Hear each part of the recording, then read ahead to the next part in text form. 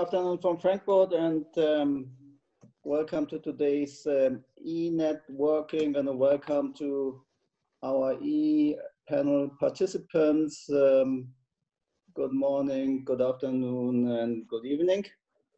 Wow, I mean, that's really an advantage of technology to bring those people around the world really easy together.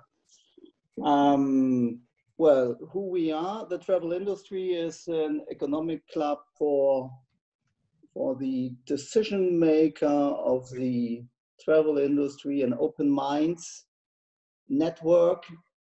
What we do, we bringing innovative topics to the decision maker, to e-panels, to personal panels. Normally, we connecting people out of different segments of the travel industry. This on 30 to 40 events per year, with normally 2,500 to 3,000 participants in the main cities in Germany. We also have an acting travel industry club in Austria with 100 members. Here in Germany, we're talking about 600 members, where we're happy that they interacting with us. And in normal times, mainly discussing how we bring these industry forward. Well, as you all know, currently we do not have normal times. We're talking about other topics.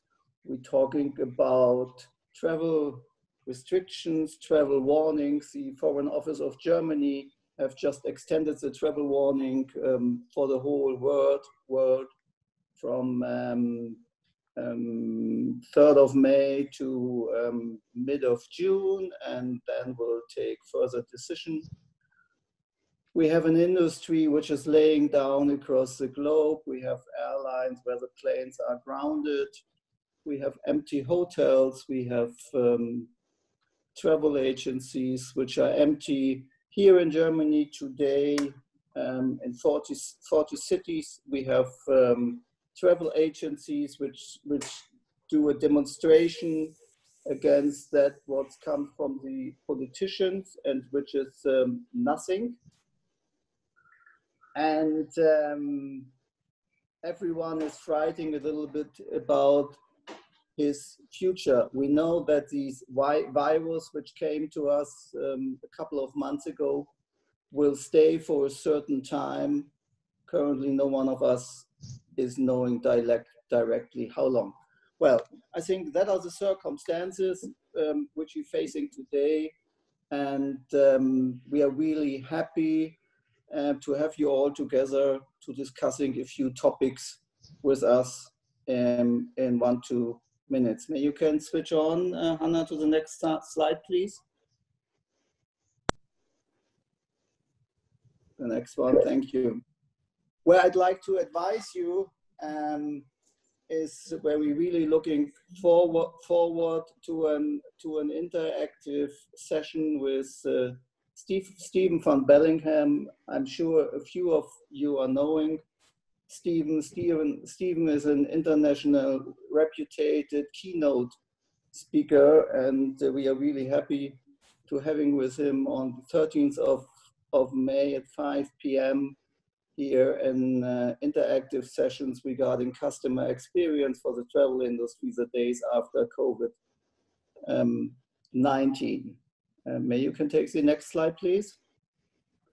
And where I also would like to give you an advice is we are doing since 3 years' time in Germany, Austria, and Switzerland, normal personalized startup nights. Well, this is not working at this time. So we said we will switch that to an interactive session. So on May 12th, we will do our first e-startup night. If you are interested on innovative young business leaders and their business ideas, please join us. Thank you very much for this. Well, especially in times like this, we have to say thank you to our sponsors, which are helping us to do what we are doing, to do events like this ones and a lot of other work the Travel Industry Club is doing for the industry. Thank you very much.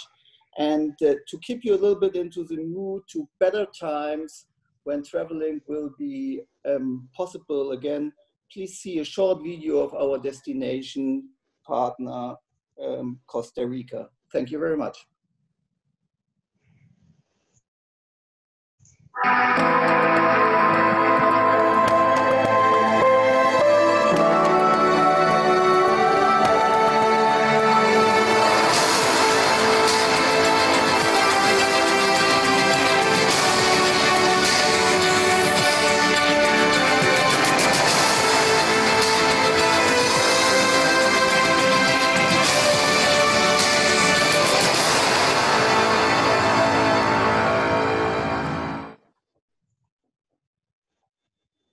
And now, Peter, it's your turn, and I think you will bring us the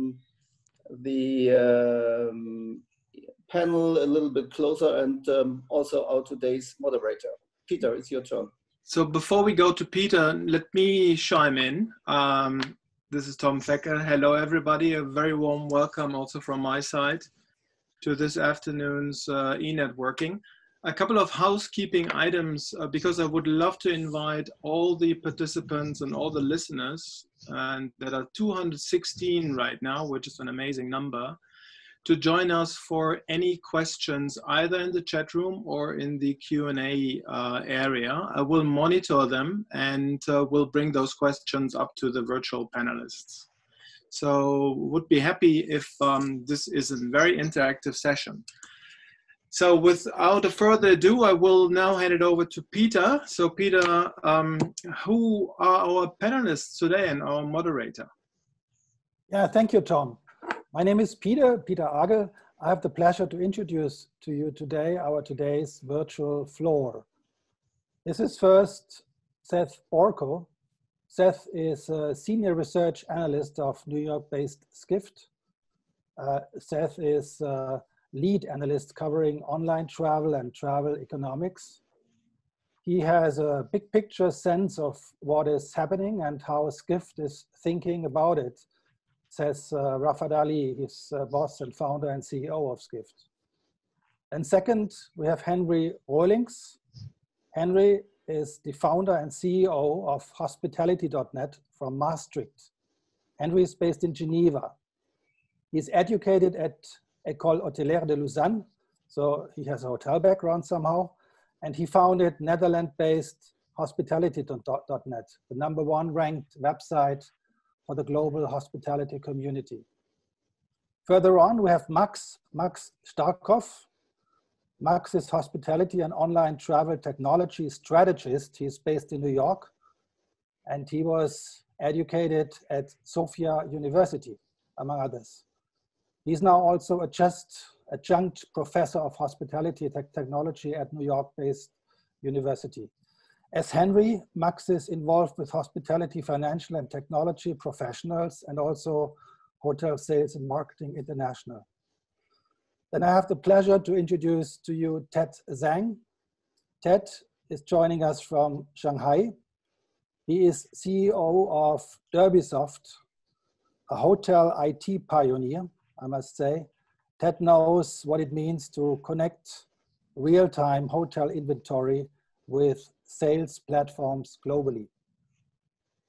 Ted lives and was educated in 2 worlds, in China and the US. That's a miracle somehow. Joining us from Shanghai today. Then we have Lars Wendel. Lars is a consultant and business analyst with Lufthansa Consulting. He's based in Cologne, Germany. He's also familiar with the cruise business and the train business. At the same time, he's leading our young professional development team with our Young Travel Industry Club. It's a section of our club with young people, joining us from Germany, from Cologne. And finally, we have Dirk Rogel.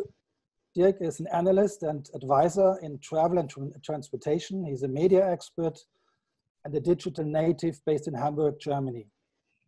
Dirk was with Fremdenverkehrswirtschaft, difficult German word, but that's Germany's leading leisure travel publication, and also Unister, a then German-based OTA, so Dirk is also familiar with insolvency.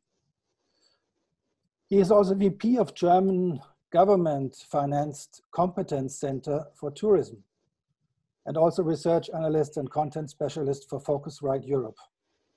Finally, Dirk is a long-time Travel Industry Club member and supporter. So Dirk, I would like to hand over to you. Yeah, thanks a lot, Peter. Thanks a lot, Tom. Thanks a lot, Dirk Bremer.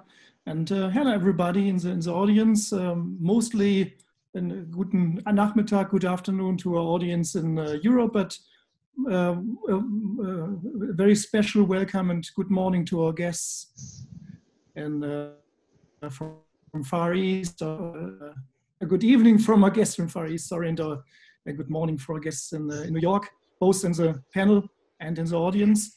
I think it's time to share the screens before we dive into our discussion.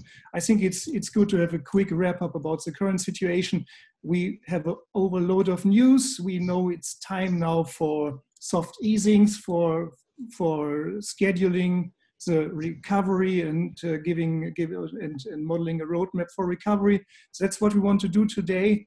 And we want to discuss about how COVID-19 might push the digitalization of travel companies. I can tell you already here in the panel, we are probably convinced that digitalization is one of the key drivers for recovery, but we have to define how this works out. So first of all, let's have a quick overview about the recovery scenarios we have.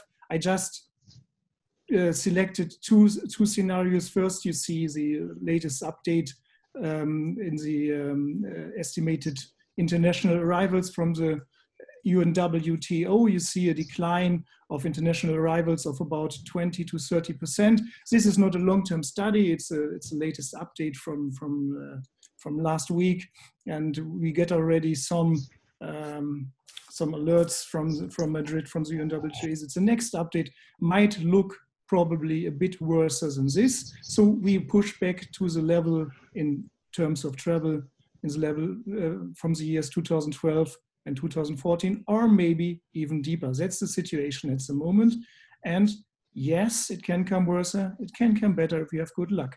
I would like to show you another scenario where I am involved currently. It's the situation in Germany. It's a so-called recovery check from the German Federal Competence Center.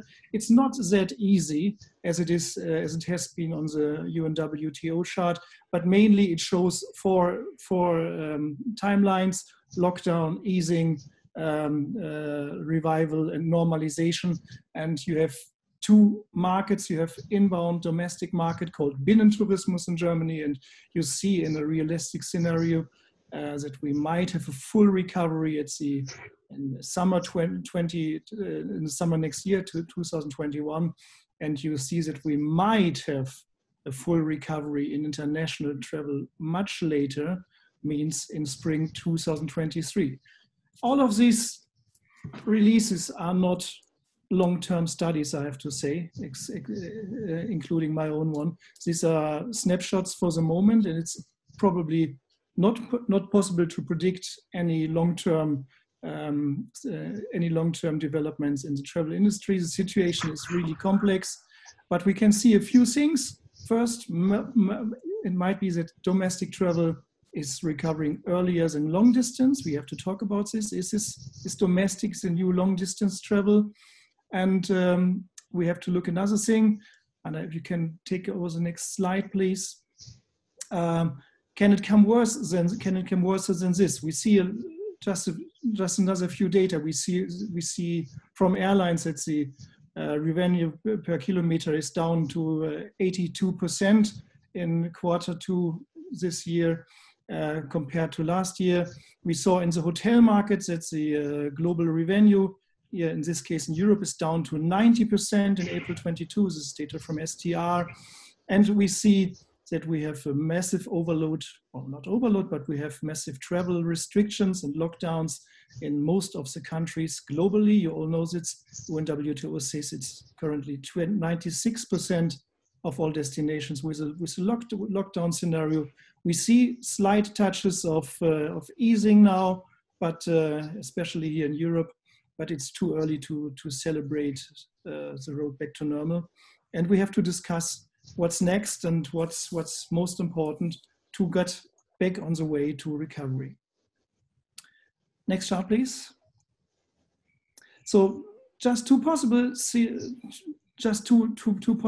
ideas how technology might help in recover our industry. First of all, at least I might suggest that we see a push of penetration of mobile solution. So you see here the classical progress or process of contact tracing, which is a pretty new word for all of us, but we know that contact tracing is coming and that it will probably healthy to do some online information about coronavirus spreading. And will there be a link between contact tracing and travel technologies? This is one of the things I would like to talk today with the audience. So is it useful to combine travel applications and contact tracing applications, in which terms ever? And another idea, another tipping point is on the next slide. And by the way, you see here some contact tracing solutions that are coming. It's PET-CT and others. It's Google and Apple doing some things together, getting released soon. And you see on the next chart already some applications established in Sweden in this case, with integrated information on coronavirus spreading here in the lovely city of Östersund. But this is not a global solution. It's rather a local one, I can tell. Next slide, please.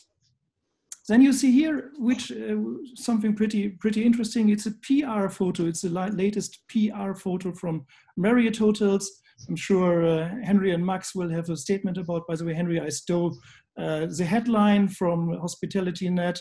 It's the new cleaning technology established at Marriott hotels. It don't looks very passionate. It don't looks really like a holiday picture, but it says we have a technology to get our hotels clean and safe. And the question is traveltech and the travel industry itself ready for safety and health? And how can technology help to perform this topic better than before? So yeah, that's it for the moment. So we have a lot of things to discuss for today. When do we see full recovery? Which markets and verticals will recover first? And what technology do we need most? And by the way, how might market rules change? A lot of things we can discuss, we have to discuss. Pretty happy to share the audience with our panel. And in the beginning, gentlemen, thanks for joining. I think it's pretty helpful to do a quick wrap up. So let's fly with the sun. And I would like to ask all of you, how is your personal status in Shanghai, in Geneva and Frankfurt and in New York and close to New York? And I think we fly with the sun and start in Shanghai. Ted, how are you doing? And next question, how is your personal status and which part of the industry are you most concerned about currently? Yeah, I'm in Shanghai. Actually, my family in the US. I cannot back to US. I have 300 people here, so that really sucks. Well, we are in the technology segment. Basically, we connect the different hotels with all the distributors. So right now, obviously, our business is pretty bad. In April, our business dropped more than 80%. And the good news is also from our data, I can also see the domestic travel of China and the domestic travel of US start coming back. In China today, basically just today, Beijing announced, from warning level 3 to level 2. So basically it means we can travel to Beijing, we can travel to in China, do not need to be locked for 14 days. Yesterday, if we travel to Beijing, we have to go somewhere locked for 14 days. But start from today, it's we don't need to do that. So I can see the situation is getting better and better. People start to travel locally. Last week I was in next town of Shanghai, Suzhou. Basically, the hotel I stay in, the occupation rate back to like 70%. So that's pretty good. So basically, long story short, I see the situation getting better in China and also in US. Yesterday, the US back to about the 35% compared with the last year, same period of time.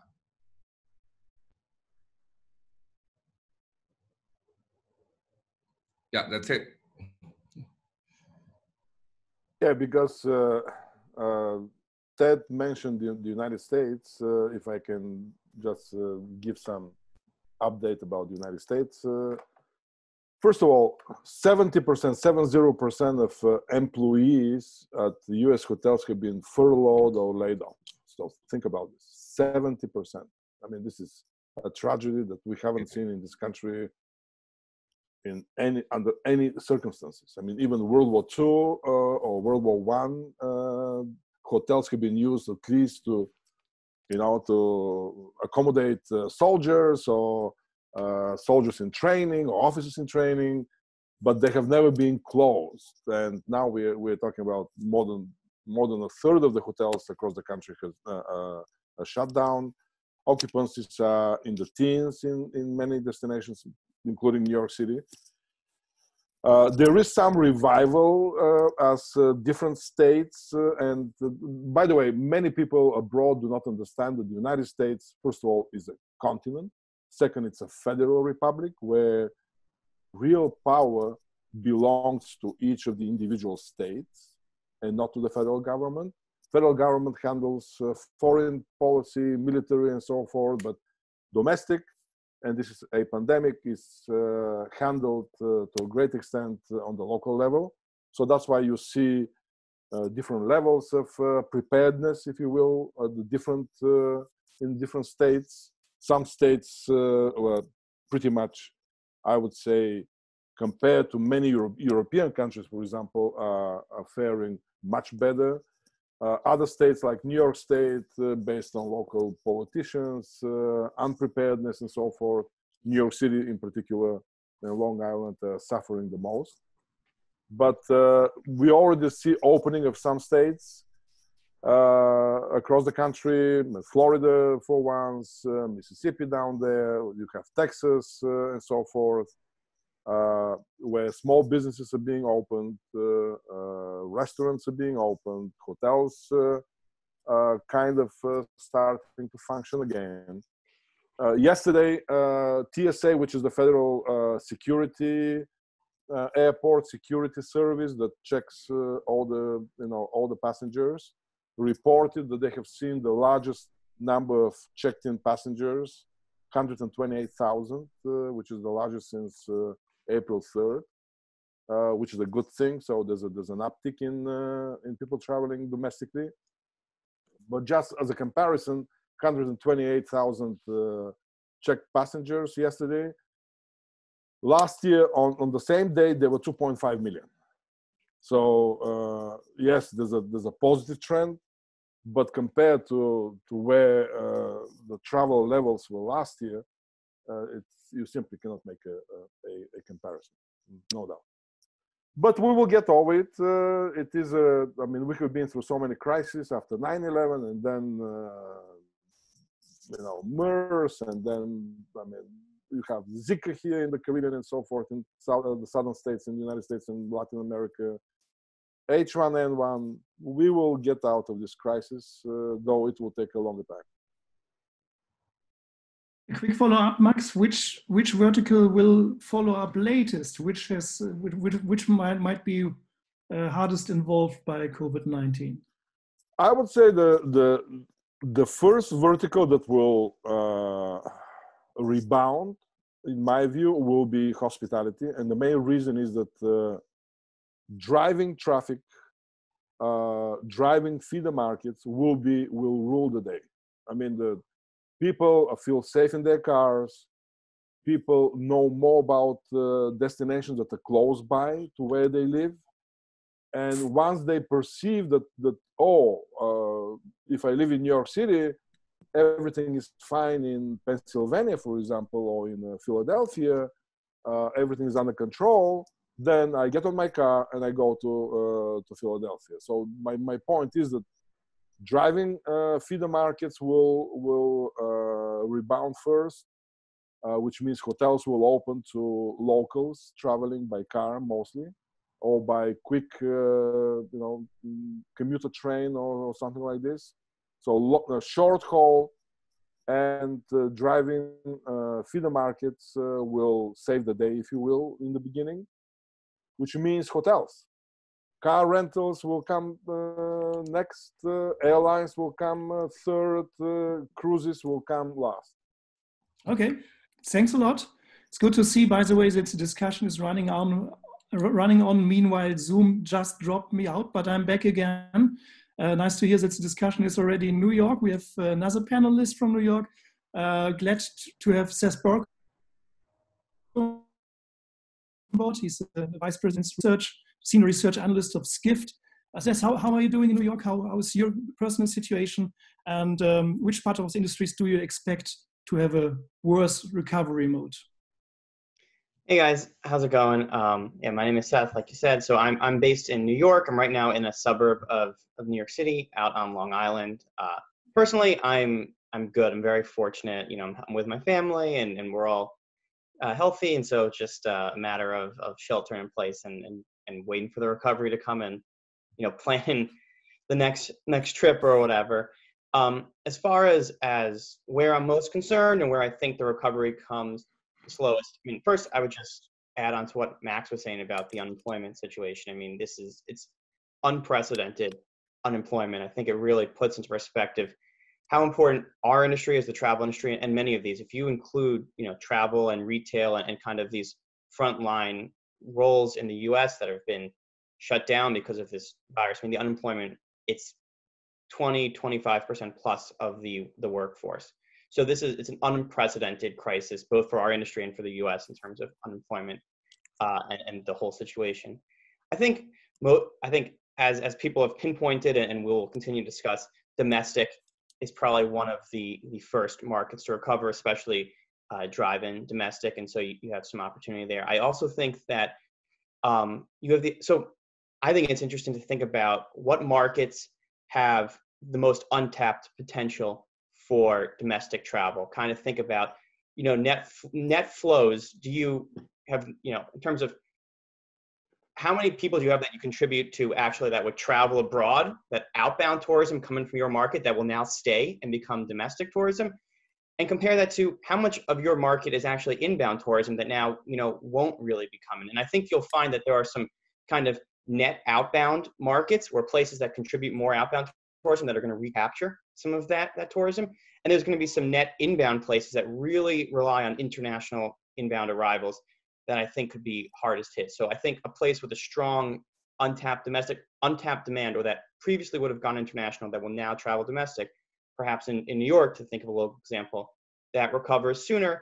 I'm particularly concerned about a place like, maybe to give an example, like Greece, where huge reliance on inbound tourism and not the strongest domestic market to replace that. Or Caribbean. Or the Caribbean, yeah, great example. Well, and then I would add on to that, the brands and the large public companies are obviously best positioned from a cash perspective. So if you are, I'm really concerned about small mom and pop independent operators in some of these international locations. I'm really concerned about that. I think they could be in for a struggle, and I hope we can see some solutions there. Yeah, thanks a lot, Seth. And I think we fly back from New York to Europe. Andrew Röllings, you're based in Geneva currently. Yes. Founder of Hospitality Net. Great to have you here. How is your situation, and how is your forecast for the industry? Thanks for having me on today. We've been in lockdown now here since 6 weeks. It's not like a lockdown as in France, where people have to stay home.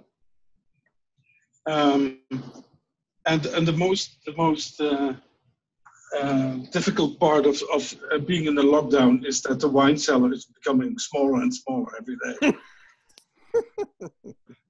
No, but in all Great to hear seriousness, that this is the core problem.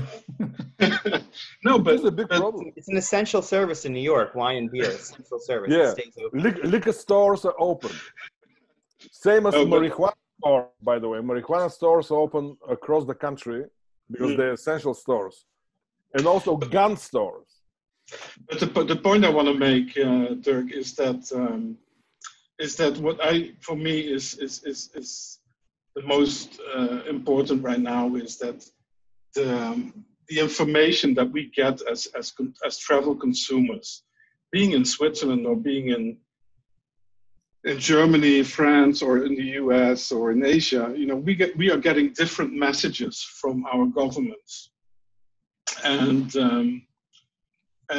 because ultimately I think that the psychological effect of the perception of the travel consumer, will be defining how quickly we will see a comeback of the industry.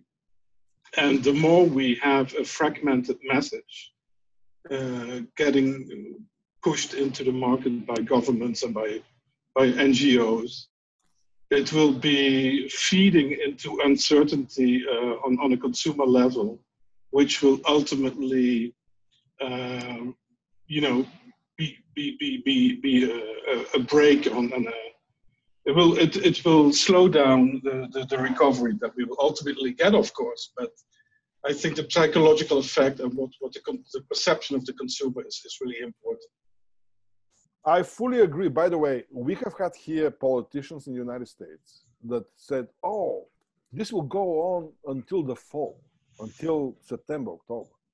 Oh, this will go on until 2021. I mean, such irresponsible statements on TV. And we're talking about like major politician figures who simply, first of all, how do they know that this can go on until September, October? It's all speculation at this point. And yet they come and they face the nation and they blurt out this complete nonsense without any facts. Yes, I mean, tomorrow there may be a major, I would say, calamity that happens to planet Earth and so forth. But I mean, come on, guys, let's be real here. And you know, by scaring the population, you achieve absolutely nothing. That's my point here. That So Max, I'm not saying anything about what is happening with Trump in the U.S., but being a European citizen, it's kind of strange to see this crisis happening and coming over us, and seeing all of these mixed messages in these different fragmented countries in our united Europe. It's kind of amazing to me. Yeah, so let's bring in transparency into this, and I think it's a big point to get back reliability to the customer. I think it's pretty important to do, and we should dig that out. But before we do so, let's introduce Lars Wendel. He's consultant at Lufthansa Consulting, based in Frankfurt. Lars, how are you doing, and what is your perspective or your forecast for the industry? Who's performing good and who's performing bad in the recovery scenario? Hey, good afternoon. From my side, from Frankfurt, what's the business situation? I'm in home office, as my entire company is already since the very early days of March. And we also shifted to crisis mode and are there for our aviation clients around the world, mostly airlines and airports, and trying to help them. First in the days of March, definitely navigating through the response of the crisis, so the individual stages of shutdown, and now we can see that in first markets, also airlines again start to think about what are potential recovery scenarios and what does it mean translated to my organization.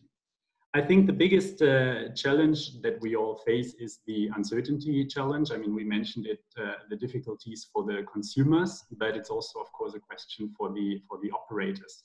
And there are especially those verticals that are extremely asset heavy. So think of the cruise lines, of the airlines. they need a certain degree of certainty in order to make their decisions right now, or at least need to learn how to make decisions in these very uncertain times. Therefore, I think these also will be the ones struggling most. And what I learned in the last couple of weeks when being in frequent interactions with our clients around the world is that this is really a global crisis, but there are no global answers. So every market will have its own individual recovery, and therefore also every player in the individual markets will have to find individual answers. Thanks a lot, Lars.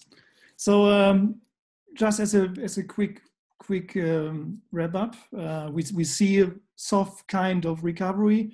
We all agree that we will see sooner recovery in domestic travel compared to international travel. We see that there's a lot of uncertainty for all of us. We see that there's a lot of uncertainty for customer. And Henry, I would like to point out what you said. There's a really inhomogeneity of messages. There's so many different messages, really confusing consumers, which is probably a big issue. Seth, you're a research analyst and you're also kind of journalist as well. So what can medias do, and what can the whole travel industry do to bring some more clearancy into the global confusion of messages, if there is any, if you agree, of course, with this? No, yeah. I mean, it's a great point. I think the answer is to have it's good in-depth reporting. It's knowing your facts and having it straight. I do think at a certain level, though, I think misinformation is the problem, and making sure you get your facts straight and reporting clearly and having places that you can go to for consumers to find out the facts is important. I do think at a certain level, though, it can't be simple, because the problem is not a simple problem. The solution is not a simple problem. And so, unfortunately, there will be some confusing messaging, right? Because the recovery is going to look different in New York City than it is in Pennsylvania, than the Caribbean, than in Germany, right? And even within Germany, a city is going to look different from a suburb, it's going to look different from a rural market. So because there is no one-size-fits-all solution, I think it becomes more and more difficult. So I do think the big picture stuff in terms of what's going on with the virus, how it's spreading, the availability of vaccines, what the proper procedures are in terms of masks, things like that sort, media has a huge role to play. The big picture sense of the travel industry and communicating, the issues and how consumers can help, I think media has a big role to play. And in terms of being a kind of collecting all the information, an important role to play. But in terms of location specific, it's going to be a big challenge. And it frankly is just going to be, I think, confusing. And it necessarily has to be to some degree. And I think to some degree too, it's going to be even more confusing if we really think about it. How is an individual hotel at the property level going to communicate? Because even within the one market, there will be differences in standards between how one hotel is operating another and how you communicate that message. That is probably the biggest single challenge. So it's about enabling that and helping that. But it's just an unfortunate reality that it's going to be. Yeah, but also because I can speak about the hospitality industry, I mean, from now until the end of the world. But messaging in hospitality, if you are a property that is still open, you have to continue to communicate with your customers, your past guests, your group organizers, your corporate travelers, all of your tour operators, your OTAs, and so forth. You need to continue to communicate, to inform them about the destination, about the location of the hotel, how the hotel is faring in this situation. What did you do with your team? Did you lay them off? Did you furlough them? Or you kept them all? I mean, all of this sends powerful branding messages. So in this sense, you have to continue to communicate with your customers. Even if you're shut down, you have to communicate with your customers and tell them, hey, we're shut down because of government mandates in some cases, because of whatever, like New York City, for example, third of the hotels are closed. But let me tell you what I'm doing with my team. We have weekly virtual happy hour with my team. I have signed up my team for retraining, for professional development, and so forth. We are doing internally at the property, we are upgrading this, we're updating that. So when the time comes, we will open and we will be fully prepared to welcome you back to our property. And Just, how many hotels are doing this? Almost none. Max, just to verify, do you think the travel industry, especially in the hotel industry, which you are very familiar with, is doing too less communication? And if so, of course, what kind of communication would be necessary in your point of view? The communication is, first of all, informing them about the destination, informing customers about the property itself, and what you're doing about your people. People are concerned that, so many people are out of work and so many people have been laid off. I mean, the news flying left and right. So if you show to your customers that you care of them, first of all, that's why you're in touch with them. Second, you care about your employees, and you have done everything possible to accommodate them. And also that you haven't abandoned your property and run away somewhere in the mountains, but you are using this downtime in order to do updates to the property, to improve certain amenities in the physical plant. And also you have developed a whole program like Marriott or Hilton announced, sanitation, new sanitation standards, a new sanitation program at the property so that you keep your future guests safe. Then all of this has to be communicated to your customers and to the outside world.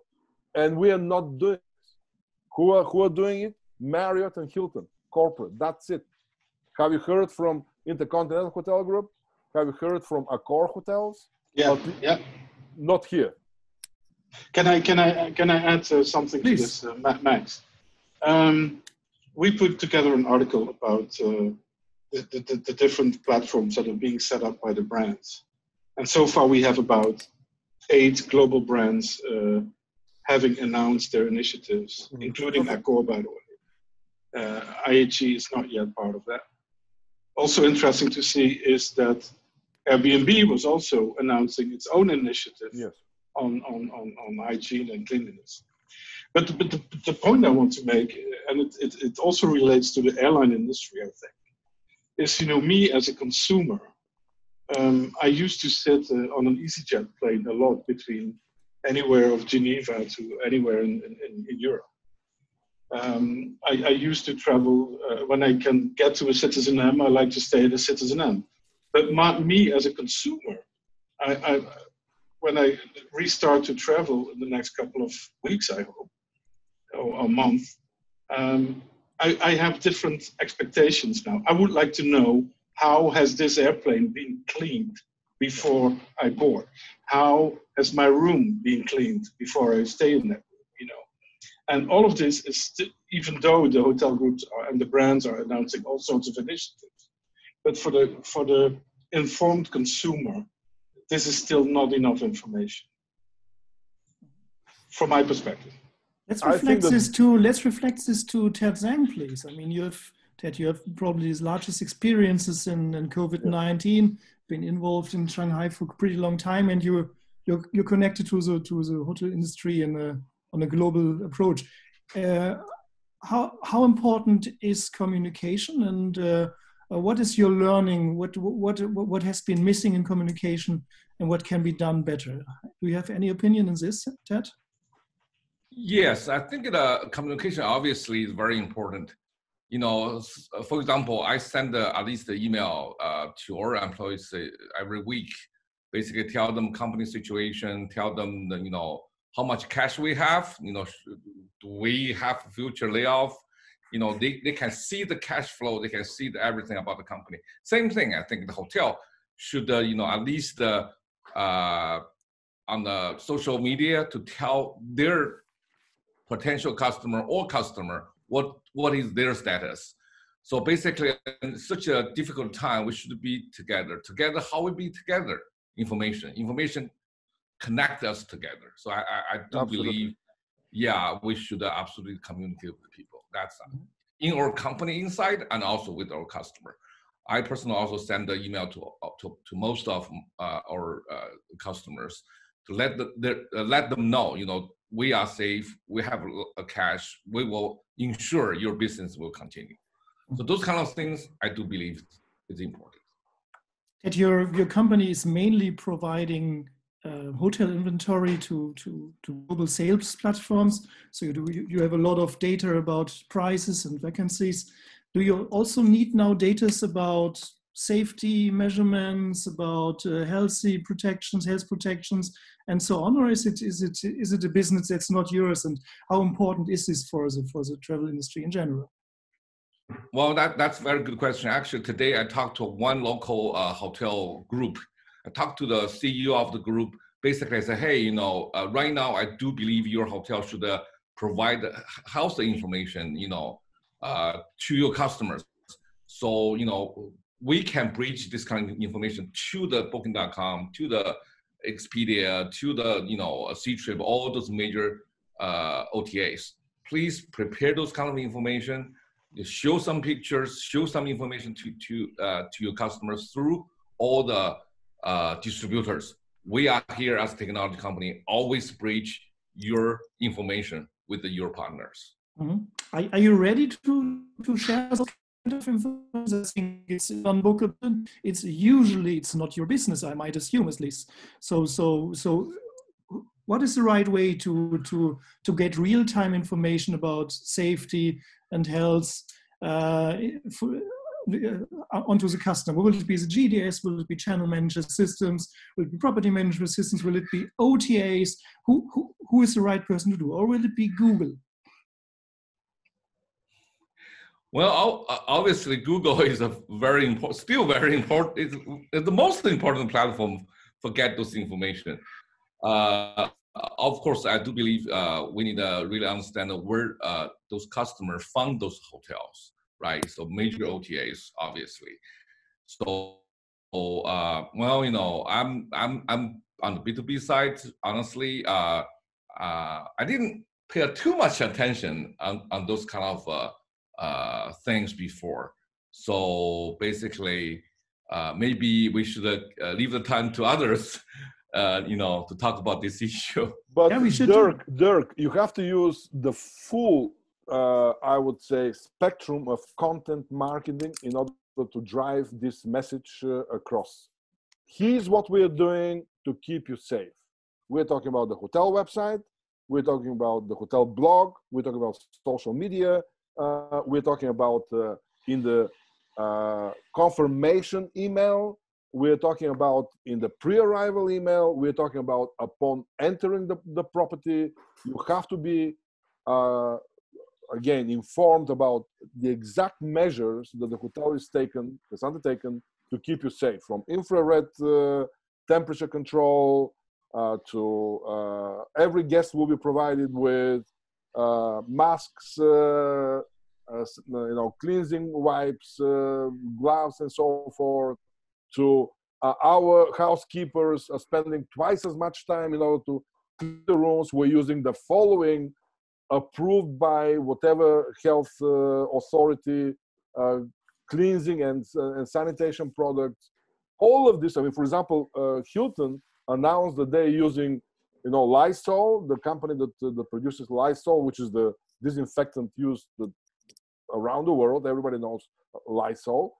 Plus, experts from Mayo Clinic. Mayo Clinic is the best medical institution on planet Earth.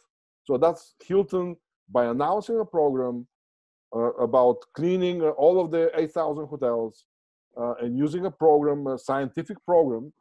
I believe that they scored a major point.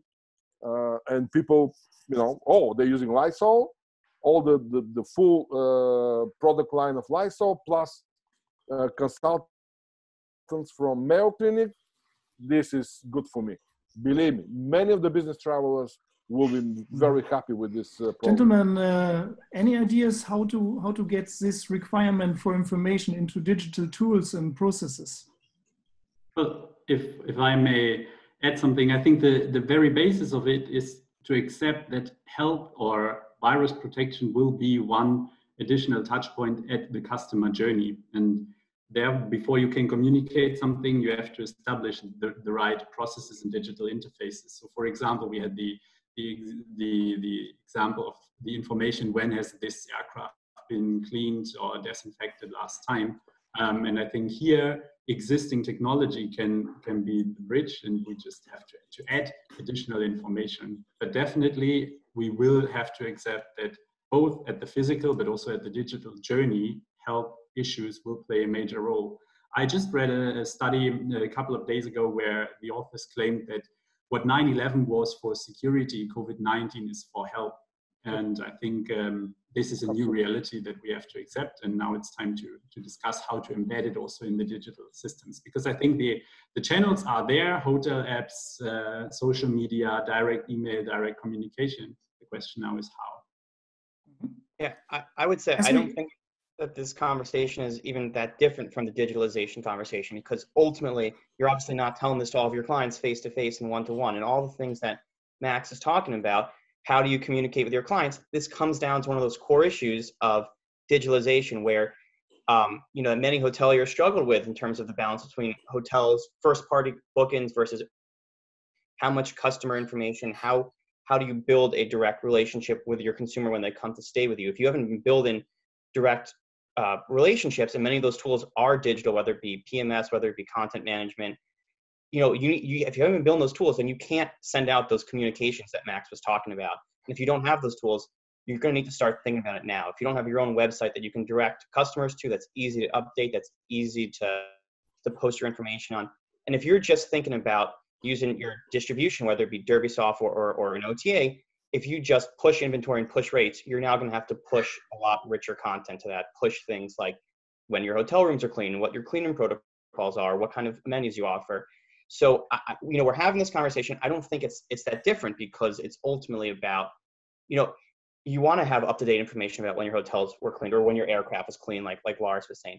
That a lot of that is these more modern PMS have these kind of cleaning, tracking tools and like housekeeping and staffing back-end tools.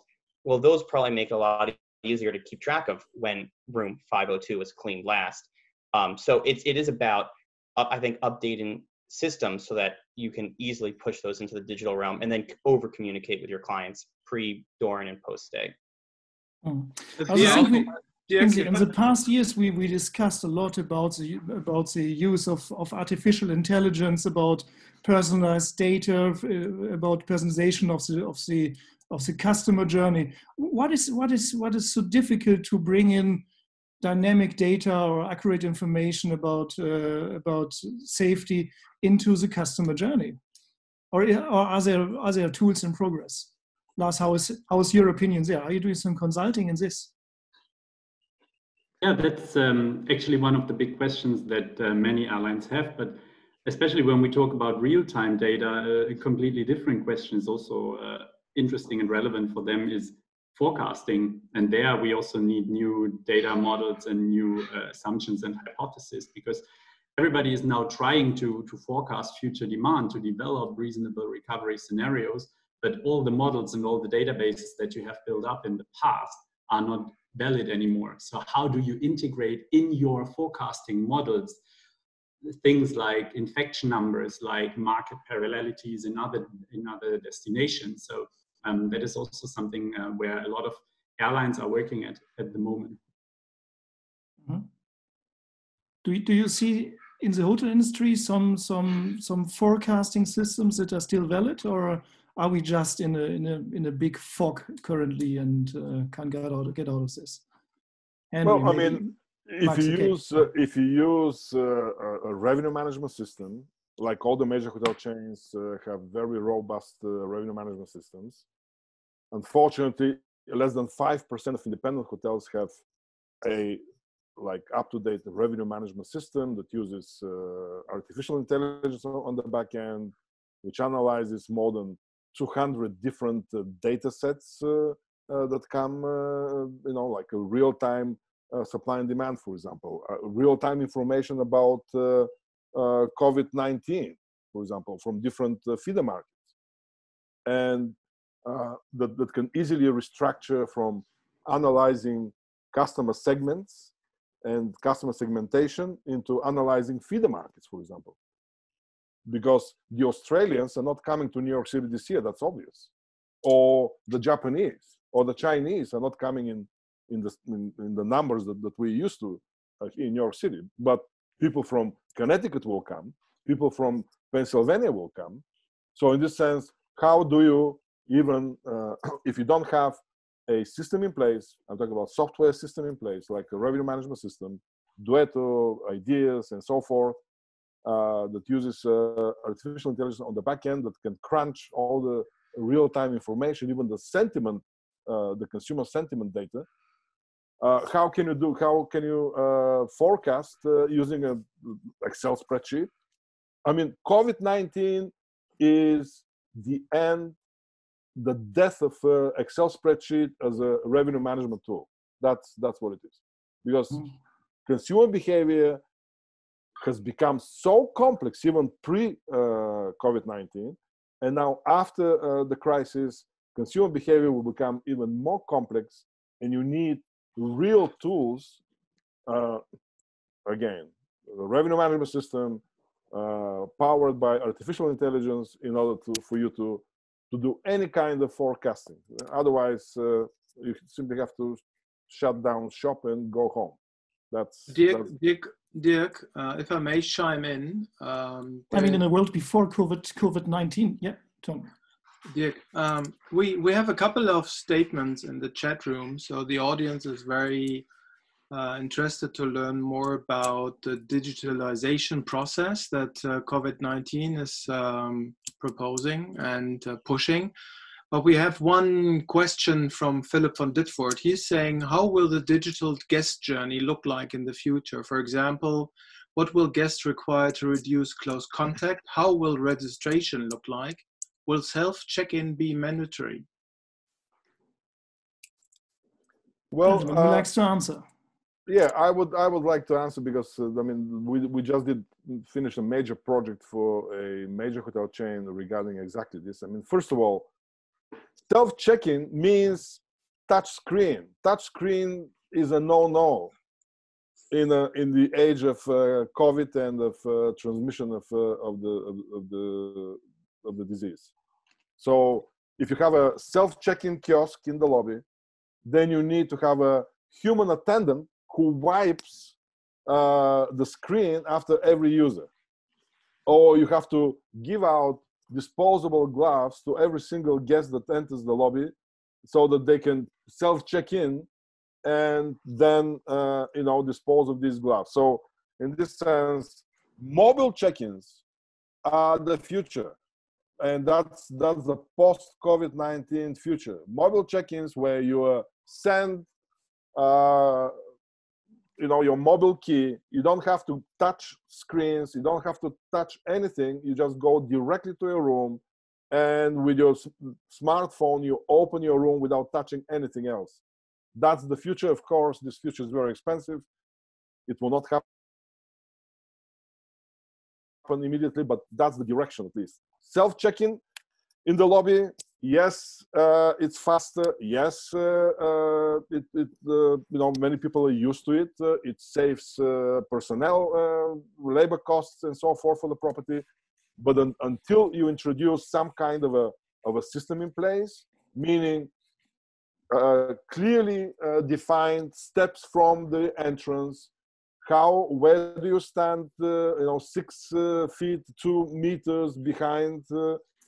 The previous person in line, then here the gloves that you use. So all this a very, I would say, structured way of entering the lobby, behaving in the lobby, doing your job as a guest in the lobby, and then even going to the elevator, what you will press, the button to whatever floor.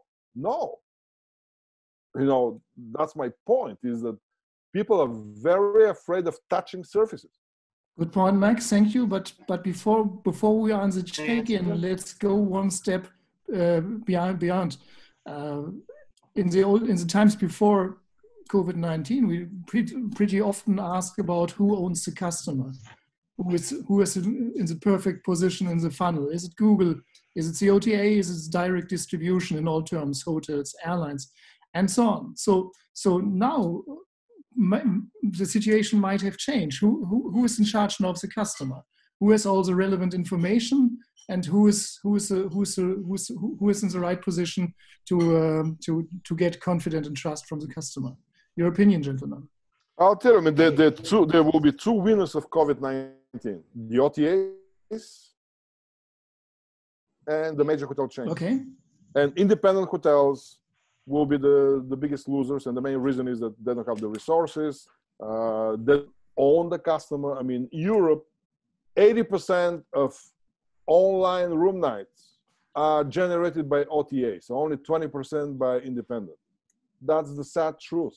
80% of digital room nights, if you will, are generated by OTAs, and only 20% through the direct online channel of the independent hotel. So, and if you look at the major hotel chains, it's exactly the opposite ratio. I mean, typically, brand.com for the major hotel chains generate 2.5 times more revenues than the OTAs generate for the hotel.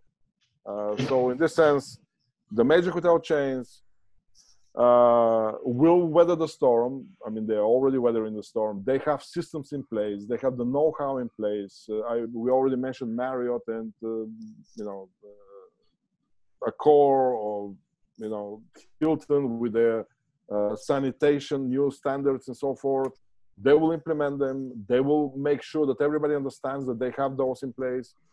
While independent hotels, though they don't, because they don't have direct access to the end consumer, they will not be even if they have these measures in place, they will not be able to communicate them to the general public, simply because they have abandoned marketing, digital marketing, okay, for many years. Thanks a lot, Max. Do you agree with this, Seth, or do you see the demand of independent intermediaries for proper information flow? So yeah, two things. I wanted to actually respond to something that Max was saying a little bit earlier about the digital check-in process.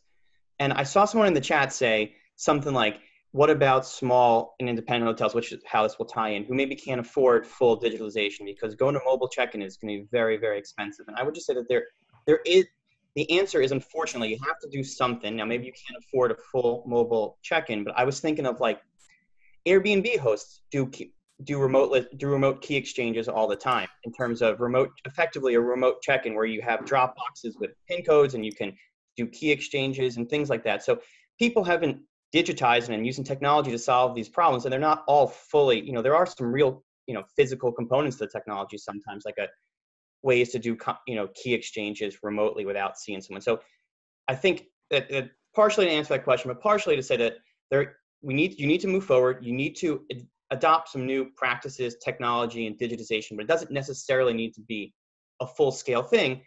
But I think the unfortunate and sad truth is that you do really need to do something, and not everyone will have the resources to do those things. And that brings me to kind of answering your question, who the winners or losers are. And I would say, ultimately, the people who win, I would agree, first of all, mostly agree with Max that it's brands and OTAs, but I think that's not really the win.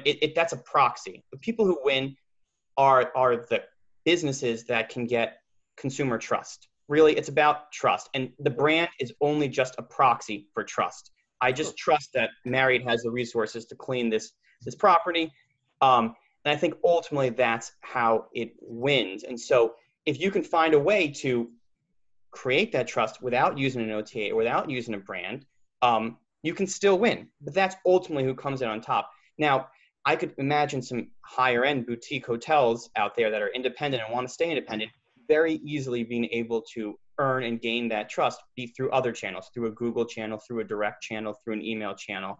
And you could come out on top because of that. So I think it's ultimately about the guys that come out on top are those with the resources to double down now, or not double down, but to reinvest in regaining consumer trust today. And ultimately the brands are a proxy for that. They'll probably be able to do that. Although again, it's not going to be even. I can imagine some brands that don't have the ability to do that. I won't name any, well, maybe I will, but I can think of some lower end motel brands in the US that perhaps don't win, you know, so just saying brands win outright, I don't know if that's right. I think the big get bigger, the Hiltons, the Marriotts win, the higher end, you know, independents or the more well-capitalized independents with those channels can win as well.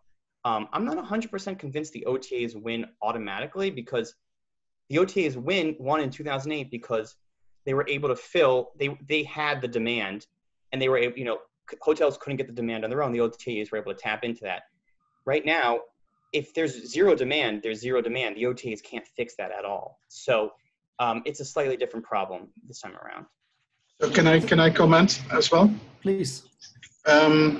Seth, I completely agree with you, specifically on the last part of your answers. And I'm asking myself out loud whether this is a moment, a pivoting moment for the relationship between the OTAs and the hotels.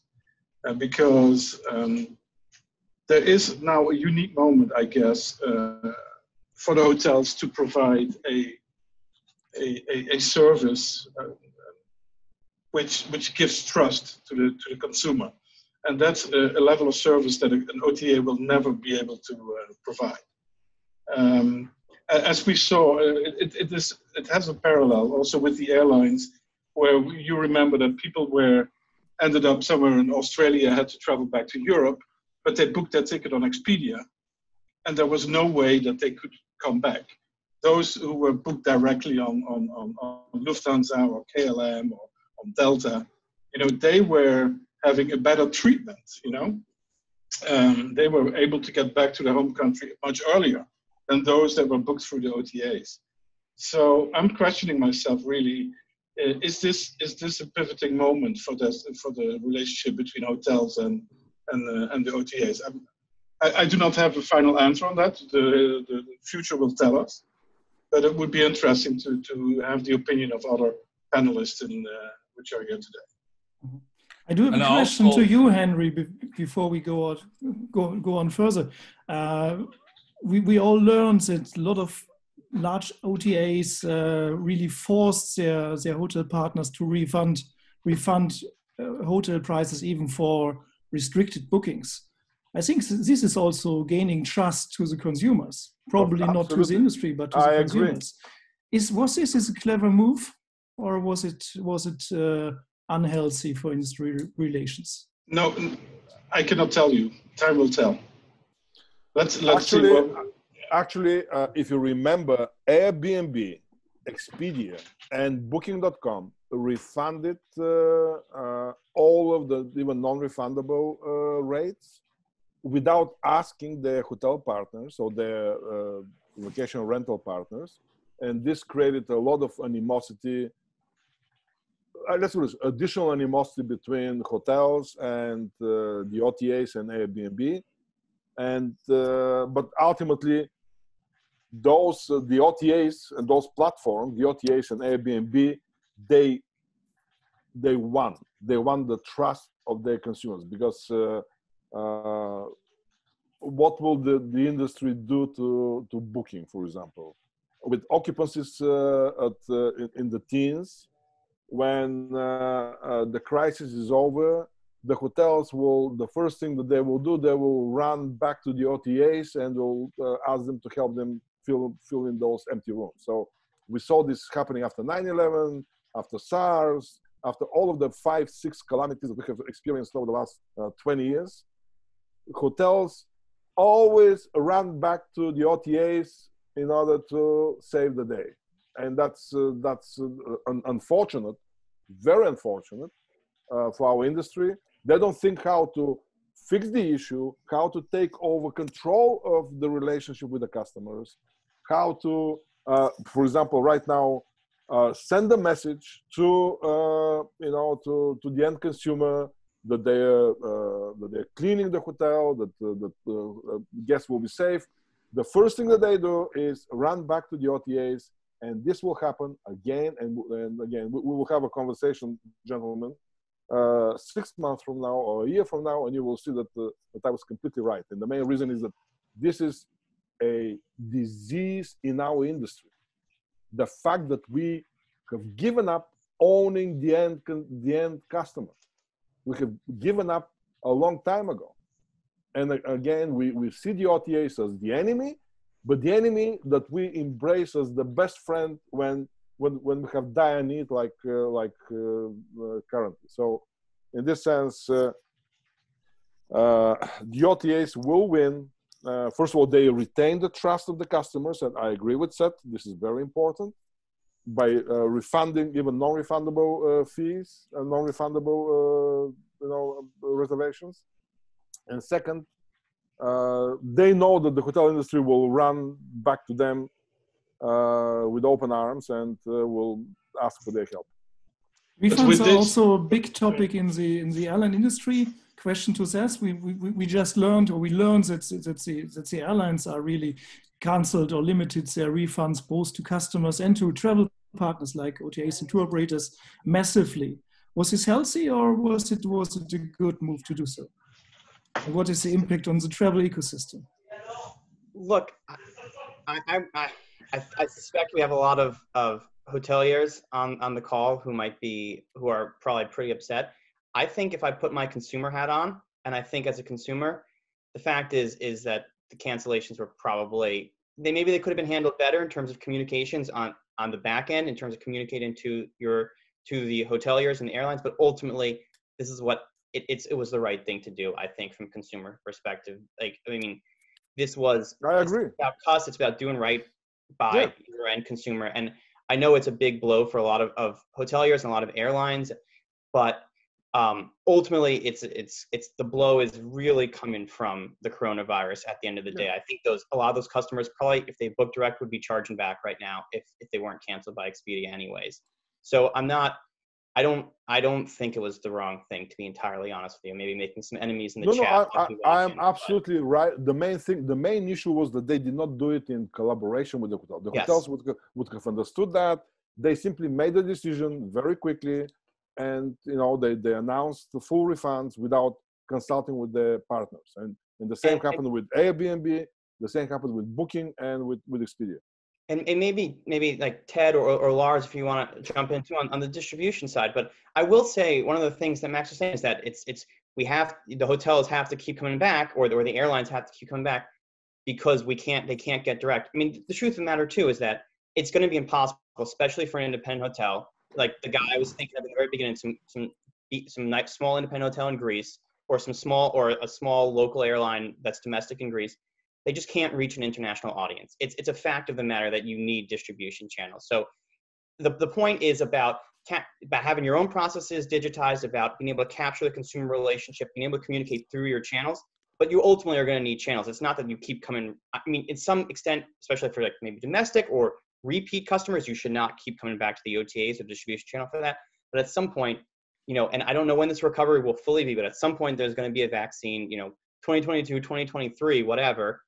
At some point you will need distribution again to reach customers that you just simply can't reach unless you are a global brand like a Marriott or a Hilton, or a global airline like a Lufthansa. But there are always going to be smaller players out there that need distribution.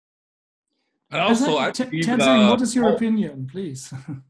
I do believe, this is Ted, I do believe some small hotel not necessarily loser. Think about it. Some hotel, if they really automate their entire distribution process, their PMS already connect to lots of channels. They don't need that many manual work. They can easily push their information to those channels. What's wrong with it?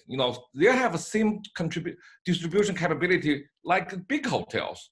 So basically, I think not necessarily they will lose.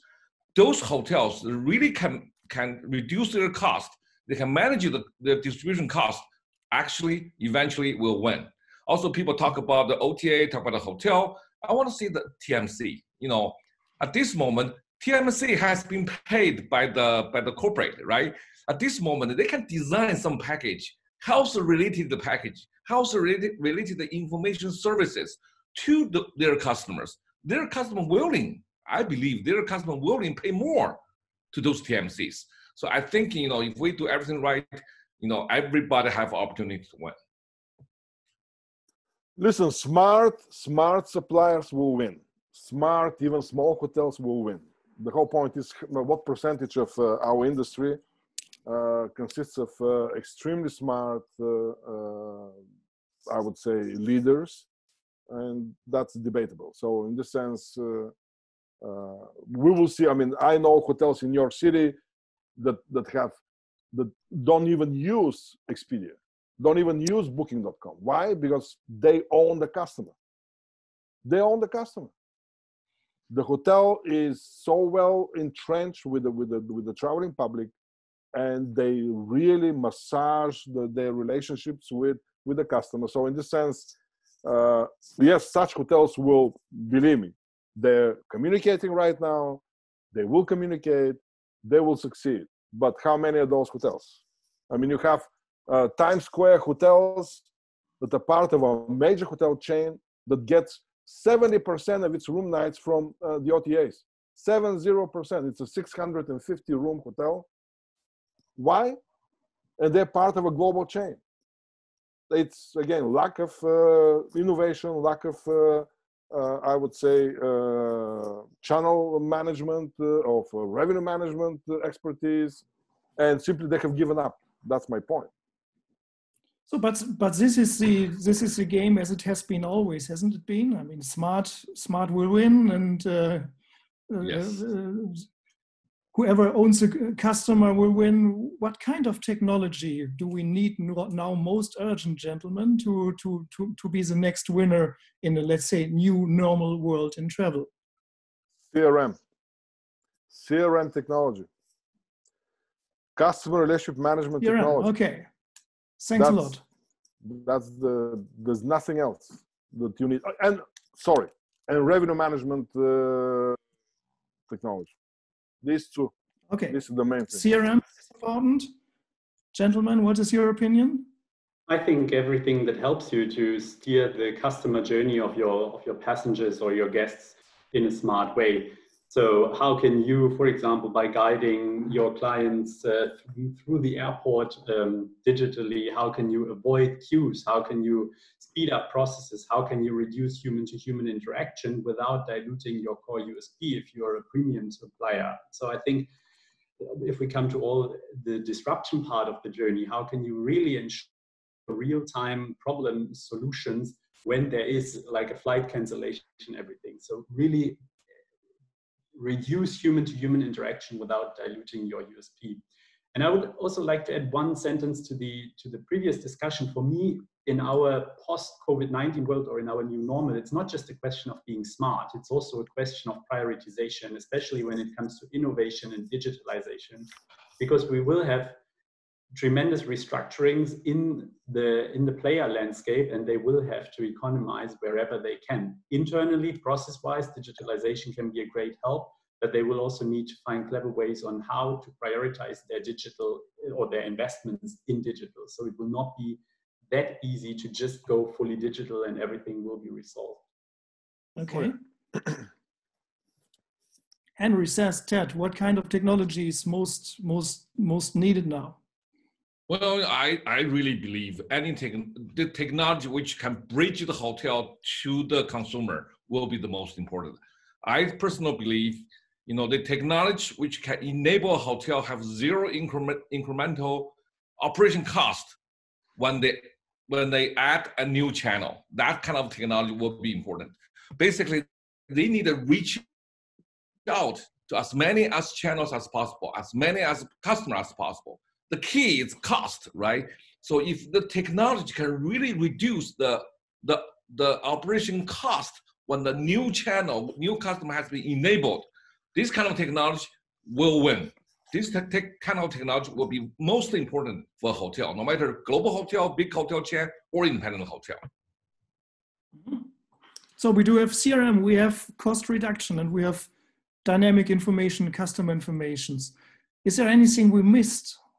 Well, I think I'll give one. I think the property, if you're a hotel, and I know we have people from airlines and everything as well. I think your hotel's property management system, but I think it's really about, it's maybe not a single piece of technology. It's about the ability of your technology to talk to other pieces. It's that you might even hear like the API kind of idea.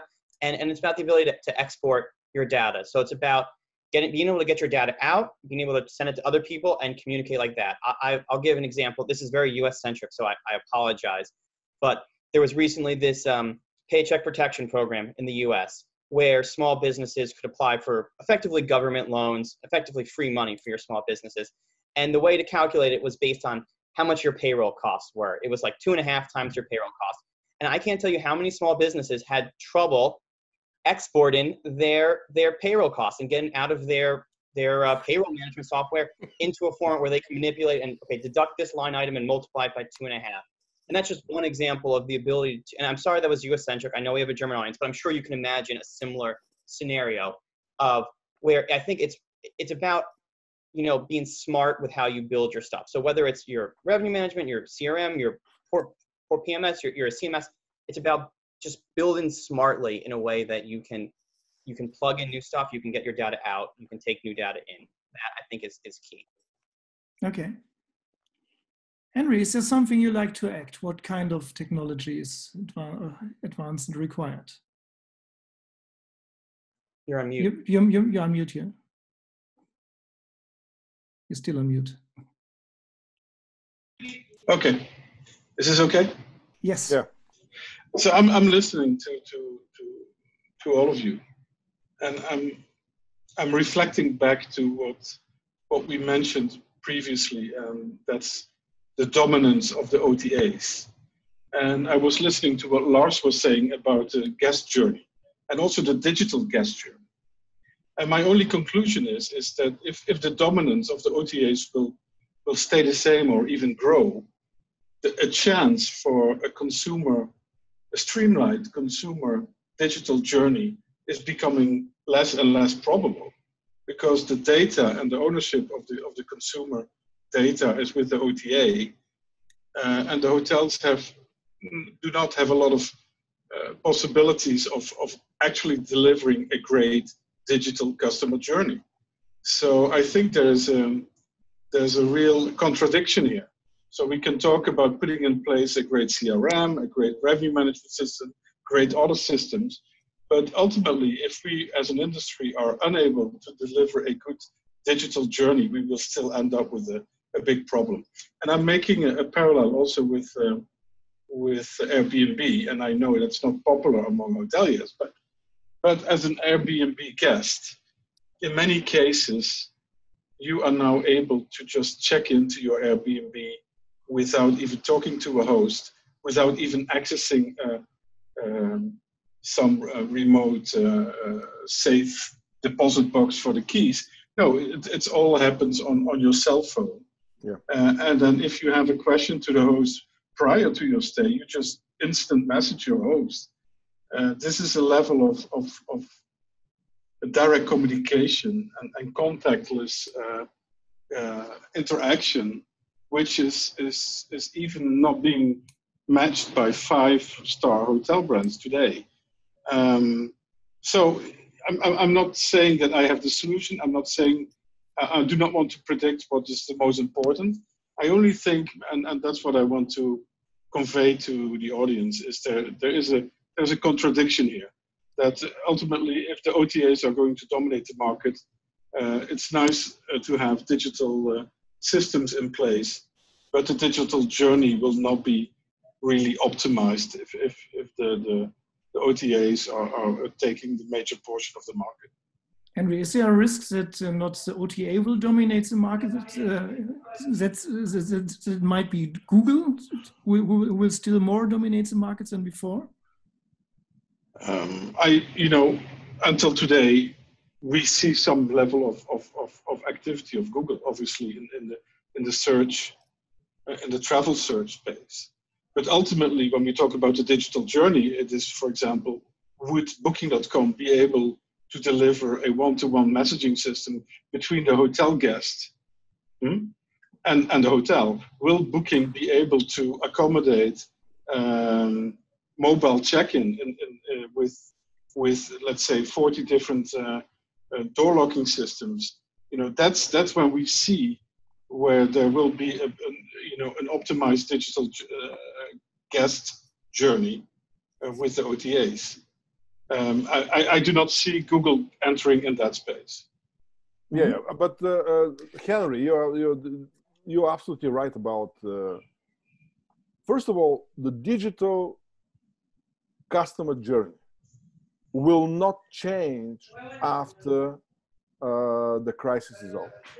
I mean, the customers will still go through the dreaming phase, through the planning phase, through the booking phase, through the experiencing phase, through the sharing phase. These are the five phases of, at least in hospitality, the 5 phases of booking a hotel. My point is that they will still continue to do that. The only change that will happen in the customer journey will be a very rapid and accelerated shift from offline to online. What we are seeing happening after the demise of Thomas Cook in Europe, for example, last year, we will see further, and now with people stuck at home and the only way of communicating is via digital means, I see a continuous shift from offline to online. So, which benefits the OTAs, not brick and mortar and old-fashioned tour operators, not brick and mortar and old-fashioned travel agencies. So the point is that this shift from offline to online benefits the OTAs, no doubt. It benefits major hotel chains who have the means and the know-how to reach out to these new audiences, if you will. But ultimately, whoever is capable of reaching out and interacting, engaging the customer through these 5 distinct phases of the digital customer journey, from the dreaming, planning, booking, experiencing, and sharing phases, those players will be the winners. And I'll tell you, as a whole, though there are exceptions, these are not independent hotels.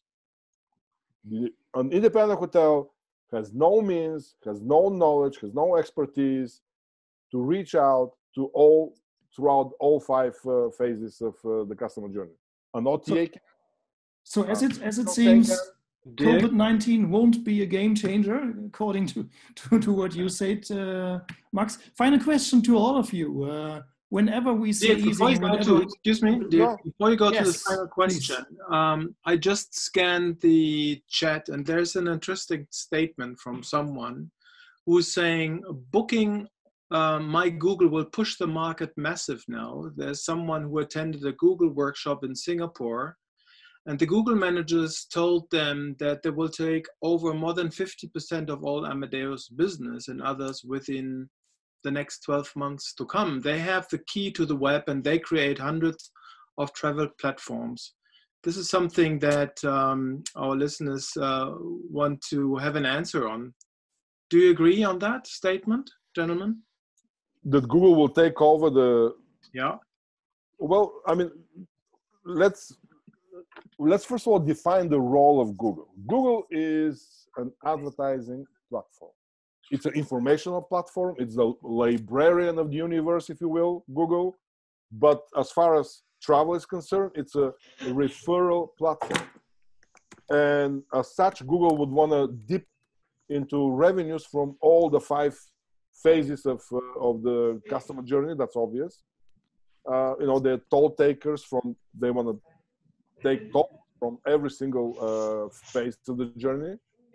The whole point is that they don't want to get involved in customer service. They don't have the technology to be they don't have a CRS, for example, of the magnitude of Booking or Airbnb or Expedia. They don't have even the knowledge and the experts. I mean, Booking has 20,000 people. Do you know where these 20,000 people came from? From hotels, mostly. From Cornell Hospitality School, from NYU Hospitality School, from Lausanne Hospitality School. These are top-notch experts that work at Booking.com. Google has a handful of those. So my point is that they don't want to become an OTA. That's obvious. They don't have the technology. They don't have the manpower. They cannot even hire experts like this simply because they know these experts at limited number, and there's always shortage for the revenue managers' experience, for digital marketers of the right experience, and so forth.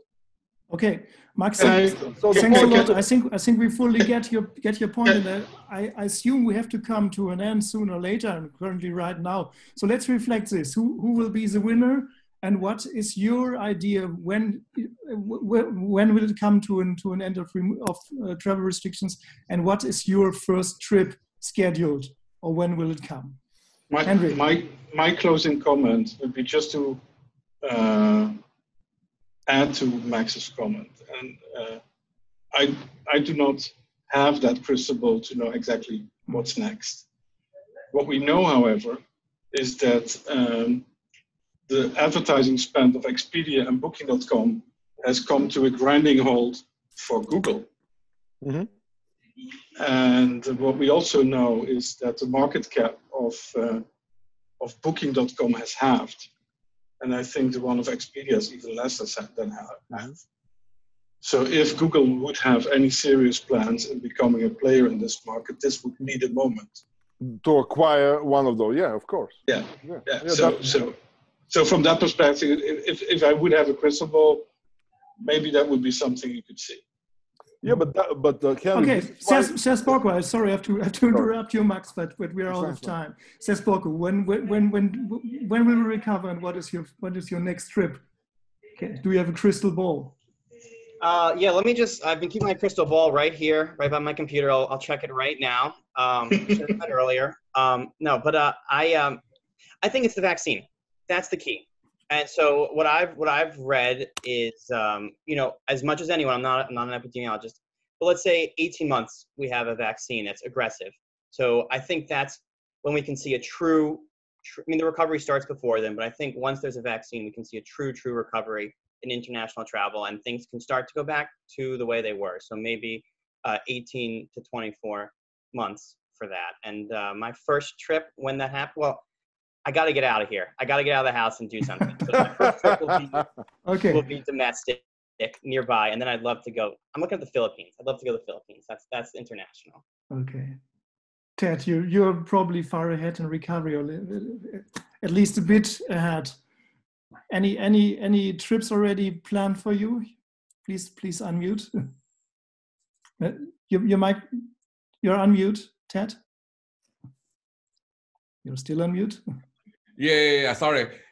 For me, obviously, I need to go home. I stuck in China for almost 4 months. I need to see my kids real and my wife. So first trip, go back to US. So that's my first trip. I do believe, vaccine is very important. I think, for me, I plan for the recovery in Q1 next year. Means, we believe our company will break even, start to make money in Q1 next year. I also believe the second hit will come, sometime in October, because so many people infected, and also, people may lose attention, that may come back. Lars Wendel, here in Germany, we just get a travel warning, global travel warning until mid of June for this year. Any summer holidays scheduled for you? Yeah, there were some scheduled, but all canceled. So I'm aiming for maybe a short trip to Switzerland and the mountains, but not earlier before autumn. And I think that's also the time frame where we see, at least within Germany or its closest countries, some early domestic recovery, especially in aviation. But I fully agree with my previous speakers. It will take years, at least 2 to 3 years, to come to recovery to pre-crisis levels, but it will also be highly region specific. So especially on a global scale, we will see regions that are faster. We will see regions that have new waves, and we will also see regions that take longer to come back from the first wave. So it's very exciting times ahead for all of us. So we see travel behavior will change, or might have changed already.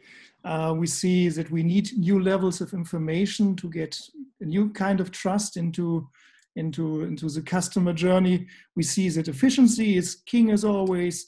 We see that we need good kind of customer information, that we need effective CRM, which is not a great news, but I think as soon as we're able to solve all these challenges, we are able to get back on track. And no one has a crystal ball here in this panel, so which is no big surprise. And on the other hand, I think we had a useful information, a quite powerful one.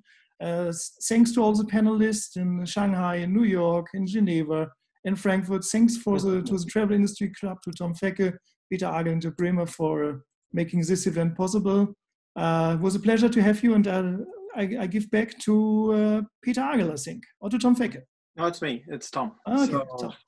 thank you very much, Dirk. And let me conclude by thanking all the panelists, Henry, Max, Ted, and Seth, and Lars.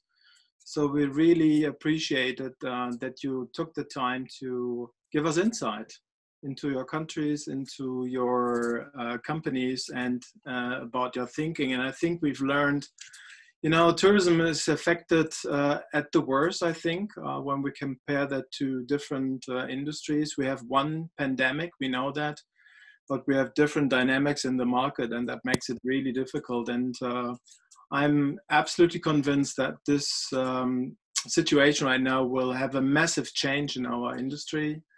So we see already a strong push of digitalization. I think my sense is more from the consumer side, because everybody is getting familiar and acquainted with new technology.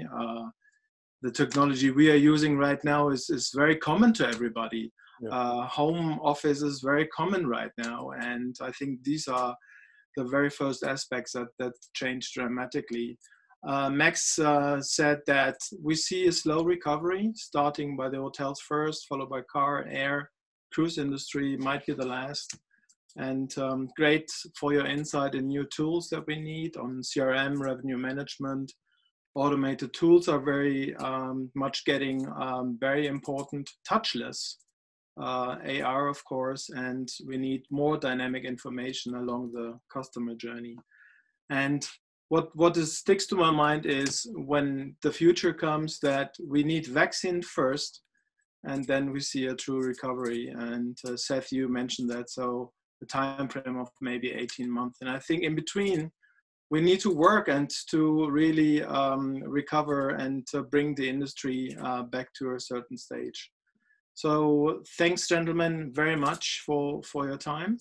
Thanks for the audience, also participating in our chat rooms and the question and answers. And of course, Dirk Rogel, a very big thank you to you to guide that group on an international basis. And take the virtual applause from the audience, guys. So thanks very much for participating. And before I end that, let me just introduce the next e-networking. Hannah, can you move the slide?